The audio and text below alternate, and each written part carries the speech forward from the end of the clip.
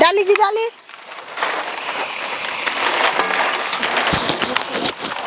मैं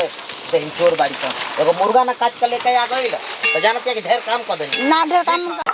जल्दी जल्दी पीस के दे दीदी जना लगे नहीं हार बड़ा है कि जो छोटकी जल्दी पीस के लिए मशीन मशीन बनी कितना यार ये भैया रे गिरता नहीं जी हां काहे गिरता नहीं अई मसाला ना पिसाई ले पीसता ना बनी हां आई सुन ना हां बोली चटके बनई ह ठीक ना कोनी है कि चटक खाना बनाई पलंग पे बैठा हम दोनों जानी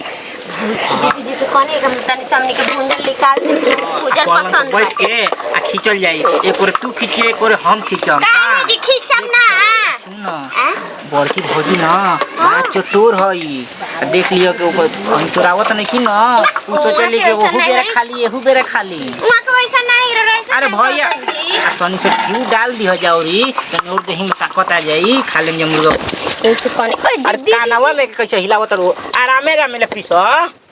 कैसे पीसी मसाला पीसा त कान में कहिलबे न करी हां त आ सुनो ना आज उठलाली कम काहे लगइले बड़ हो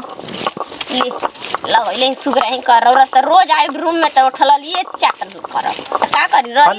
पे उठलाई लगावल कर ठीक ना खरीद के ना लियाल करी।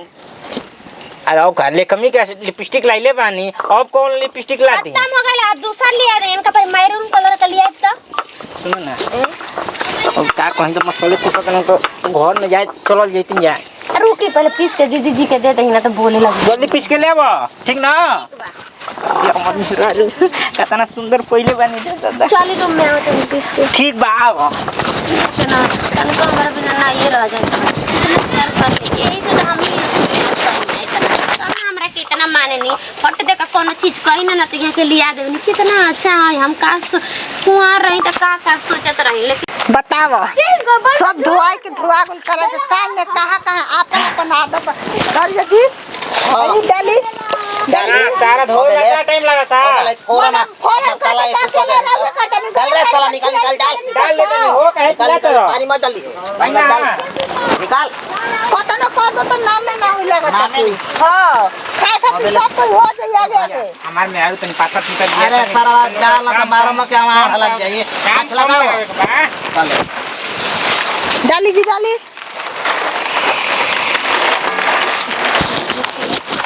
मैं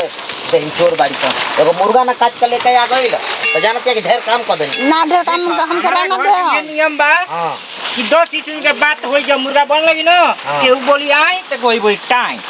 ई लोग के शांति ले को मुर्गा बनल नहीं त मछरी आई जी चिकन बनावे के रही हां हो हाय कथी लाली हां नहीं तो पक लग जाए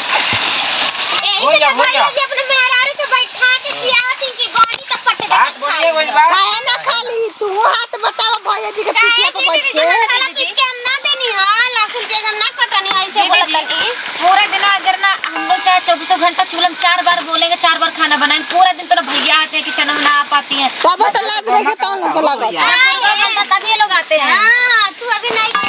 सीजन का दीदी कहां लोग आवे नहीं जा का जी हां खाए ले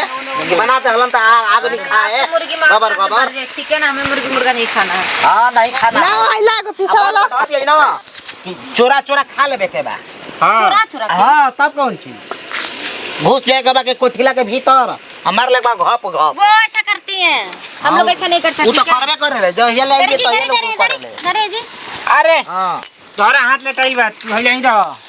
चल लो और फिर कला बना सारा बात तू बोला करे ना तो आगे लागत है अजी भैया जी बनी त पाटिया बाहर ले जाके मनाई जा घरे ही ले बना के का तो सुननी ह हां उन्हीं का अपन खाए भर लेबे कोई तो ले लिया सा ले जाए बाहर सब ले जाके खाई जा क्या बरसा तू नोचिया बा फंटुसवा बा मुनवा बा हरेंद्रा बा तार बाबू बाड़न दीदी रुपए तार माइयो बाड़ी बाबू तो बाहर बाड़न। सरौ कहीं का तो कोनी ना दिई ना गांव घर के बला ले लड़ते रहते दो तीन को बानी जा ढेर आदमी ना रहियो साला ना ठीक बा रकेशो बाबा हम ओए के बैठा ले देखती के कितना ऊपर मेहरा को देबे ले हमनी के को दिन देले बाड़ी दी हन हां क्या दे ले बाड़ी बताबे ना आगे से दे बताबे ना पीछे से दी सरौ हां कहीं का चल बाबा के दे दो और भाई दाग काहे जे हमर मर्द के काहे जागत नहीं इस साला पूरा खानदाने का ले बा गावे कर अरे भोज चलता सारा का अरे बाबा माने लन तनी से दे देबो तो का हो गई। बहना बांटने 2 रुपया बंद कर दूंगी ना, तो बहना बांटते रहना, ठीक है? खुद तो खाने का वो नहीं है, जब पैसा लगवाते तो फिर खाते हो। हाँ। बहना बांटने चले हो। उनका का छड़वा दे दियो। हां सर हो एक छड़वा क्या उनका होता है? टूटी हड्डी काहे ना? उनका दांत नहीं खे। क्या